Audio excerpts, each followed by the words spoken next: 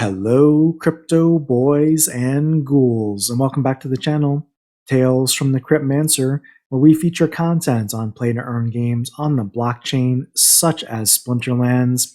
And in today's video, we're going to talk about this week's Share Your Battle with the theme of dragons. And one of the strengths of using a dragon summoner for sure is the ability to use not only synergies within the splinter that you choose to ally with, but also the ability to bring neutrals as well as dragons to the battle.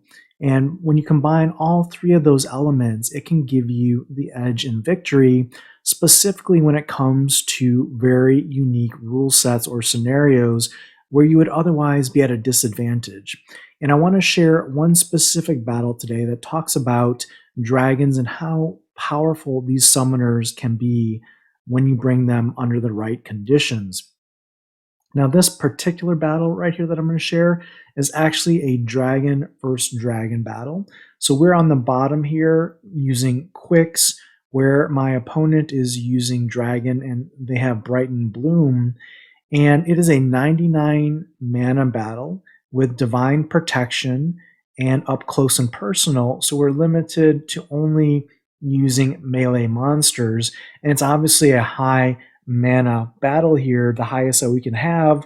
So pretty much all monsters are game across, well, any ally dragon splinters.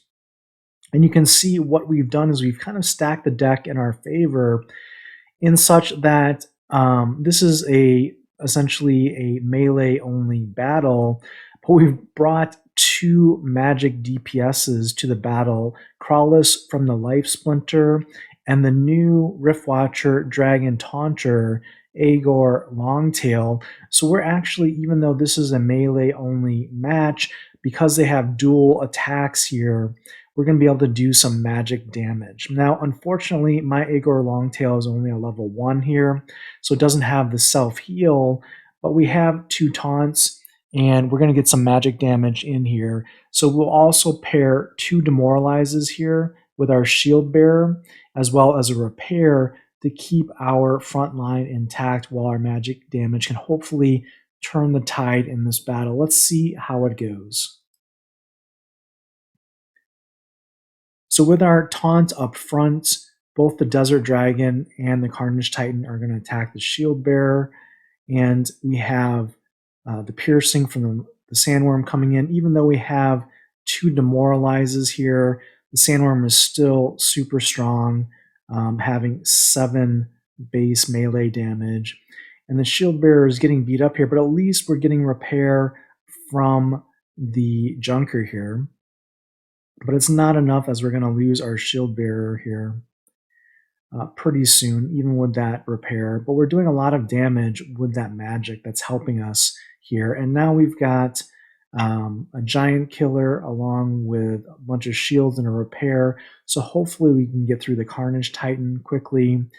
Unfortunately, now the other taunt is in play, so our other magic damage is going to start getting focused on here by the Sandworm, and we really have no answer to the Sandworm, unfortunately. We need to get through the Legionnaire Alvar, and because it has Void Armor, it's going to take a little while to do that.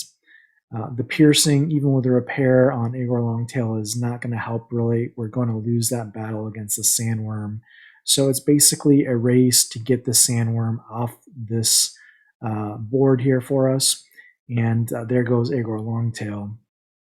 But we've done good work to Legionnaire Alvar here. The repair is still super valuable. And now the Sandworm is focused on Legionnaire Alvar, and we're going to be able to still use that 1 magic damage to damage the Sandworm here. Because our opponent has double Demoralize as well, our damage from the melee side is very weak. So we're really relying on our magic damage to help us win this battle. So the repair is also definitely helping. And now we have really a lot of armor and health here on the other side. It's actually going to be 24 shield and health combined. And we only have 2 melee damage between the Junker and the disintegrator, but the key is going to be Crawless with the magic damage as well as the self-heal. Our opponent at this point in time has no way of dealing with Crawless once he gets to the front line, just because they're not going to be able to get through that self-heal. So we're going to win this match. So basically, we're hitting fatigue now, and fatigue is going to basically end this match because the Heartclaw is not going to be able to out-heal the fatigue.